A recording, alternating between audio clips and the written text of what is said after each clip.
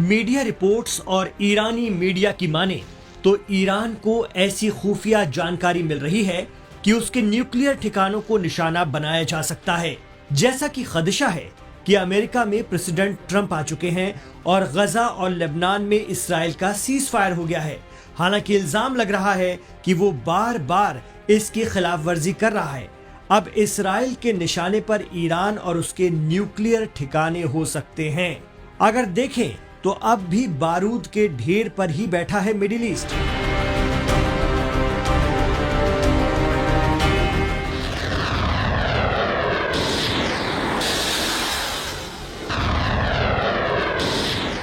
Expert मानते हैं कि अगर ईरान पर किसी भी तरह का हमला हुआ तो बड़ी जवाबी कार्रवाई होगी, न सिर्फ ईरान की तरफ से बल्कि इसराइल को अब भी घेरे हुए ईरान हिमायती तंजीमों के जरिए भी।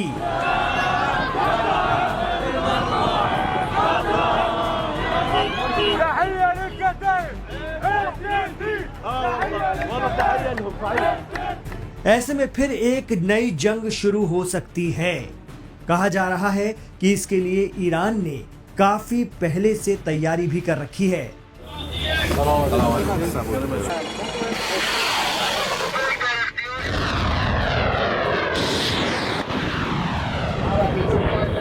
खुद ईरान के फॉरेन मिनिस्टर यानी वजीर खारजा अब्बास अरागची ने इंतबाह दिया है कि अमेरिका और इसराइल अगर ईरान पर किसी भी तरह का हमला करते हैं तो ये उनकी सबसे बड़ी भूल होगी।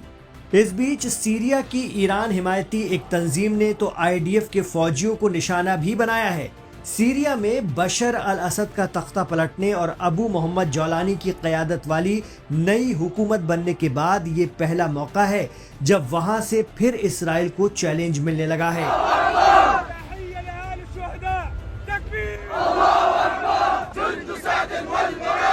कहा जा रहा है कि एचटीएस के आने के बाद इसराइल ने आनन फानन में जिस तरह से गोलान हाइट्स के बाकी हिस्से पर कब्जा जमाया है, उससे अब सीरियन अवाम को समझ आया है कि उन्होंने क्या खो दिया है।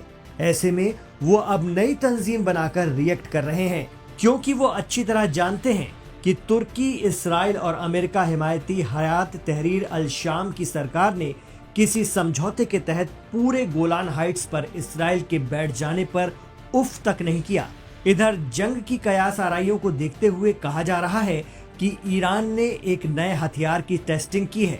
कहा जा रहा है कि यह अमेरिका को समंदर में रोकने के लिए किया गया है।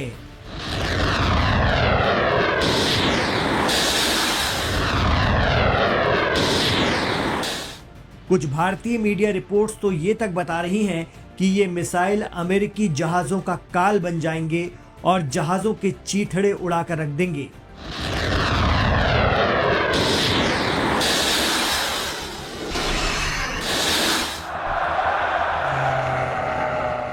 जी हां, ईरान ने 1000 किलोमीटर तक हमला करने की अहलियत वाली एंटी वॉरशिप क्रूज मिसाइल का टेस्ट कर दिया है।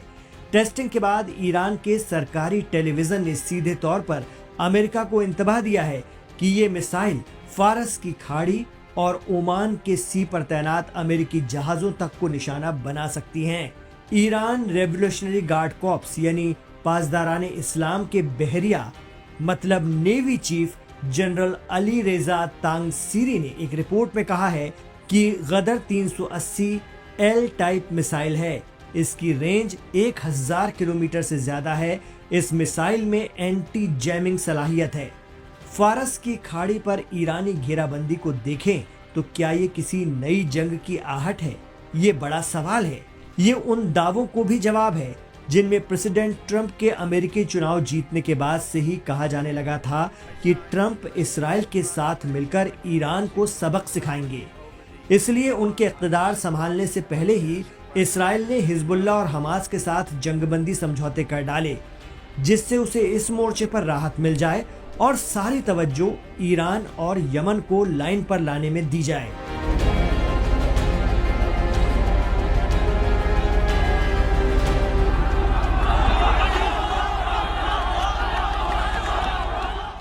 लेकिन यहां तो मामला उल्टा पड़ गया है। ईरान ने हाल ही में अपनी तीसरी अंडरग्राउंड मिसाइल सिटी दिखाकर अमेरिका, इसराइल समेत दुनिया को हिला दिया है, चौंका दिया है।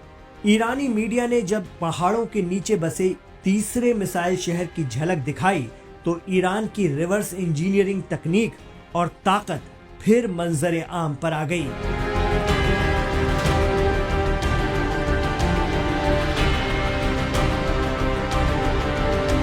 ईरान के सरकारी टीवी पर जारी वीडियो में IRGC commander major general Hossein Salami और brigadier general Amir Ali Hajizadeh को पाताल में बसे इस मिसाइल शहर का दौरा करते हुए दिखाया गया। ईरान की तस्नीम न्यूज की रिपोर्ट के मुताबिक हाजीजादे ने इस सुरंग को सोता हुआ ज्वालामुखी या आतिशफिशा कहा है। उनके इशारे सवाल खड़े कर रहे हैं कि क्या ईरान न्यूक्लियर वेपन्स पर तेजी से काम कर रहा है। अमेरिका में ट्रंप हुकूमत और सदर ट्रंप के साथ पिछले दौर के कड़वे तजुर्बात को देखते हुए क्या ईरान अपनी ताकत अमेरिका और उसके दोस्तों को दिखा रहा है? आप क्या सोचते हैं? हमें कमेंट बॉक्स पर जरूर बताएं।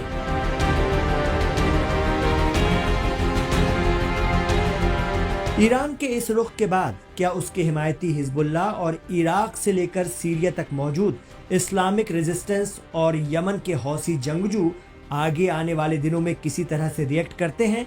तो ये देखना भी अहम होगा। इधर लेबनान में मुकीम ईरान हिमायती तंजीम हिजबुल्लाह ने ऐलान कर दिया है कि इसराइल के हमले में जाँ बहक हुए हिजबुल्लाह के चीफ हसन नसरुल्लाह को दूसरी बार 23 फरवरी 2025 को दफन किया जाएगा।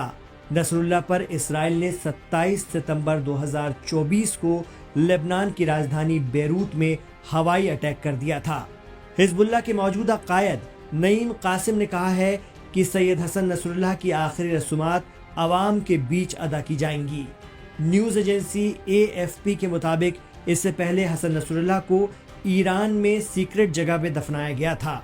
इस दौरान ईरान के सुप्रीम लीडर ने उनकी नमाज जनाजा भी अदा की थी। वजहिकल करीम अल्लाहुम्मा फ़अल दरजातिहिम वहशुरहुम